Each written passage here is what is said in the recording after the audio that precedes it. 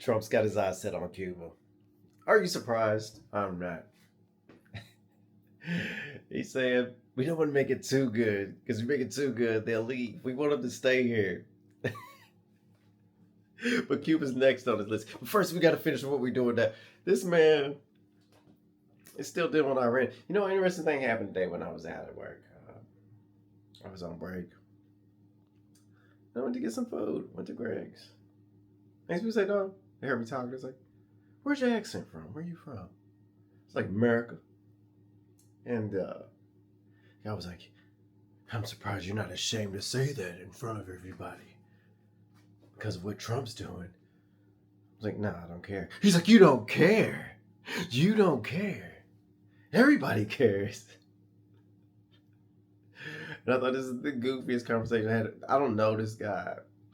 And because he doesn't like what Trump's saying and doing, that if you're American, that you should not mention that you're American and you should try to hide it and be embarrassed of it. Now, I'm going to tell you why that doesn't even actually make sense for him. That would be like saying that you should be ashamed of yourself if you're from North Korea because of Kim Jong-un. That would be like saying you should be ashamed of yourself because of what China's doing to the Uyghur Muslims. That would be like saying you should be ashamed of yourself for being Russian because of the actions of Putin. That would be like saying you should be ashamed of yourself being Nigerian because of Boko Haram. That would be like saying you should be ashamed of being Venezuelan because you had a dictator's leader, Maduro.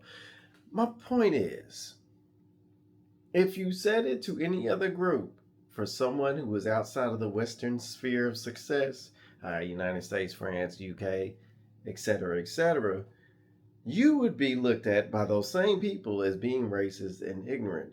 But he seems really comfortable in his skin saying I should be ashamed of myself because of the actions of another American. That doesn't even logically follow. Because we don't choose where we're born, but we do choose where we live. And because someone from your nation has done terrible things, that would also be like saying Iranians should be ashamed of themselves because of the Iranian regime's actions towards its own people. Y'all get my drift. It is illogical. It's silly. And you wouldn't treat nobody else like that. So I don't know why that guy thought that was, when I said I don't care, I really genuinely don't care what people like him think because they're not thinking about what they're saying. They're just saying things that don't even mean anything.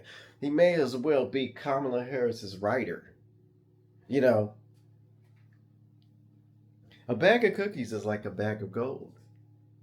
But it's a bag of cookies instead of gold. You get my point.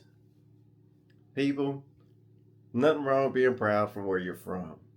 And just because there can be some terrible people where you're from, doesn't mean where you're at there isn't terrible people there too that are from the place that you're at.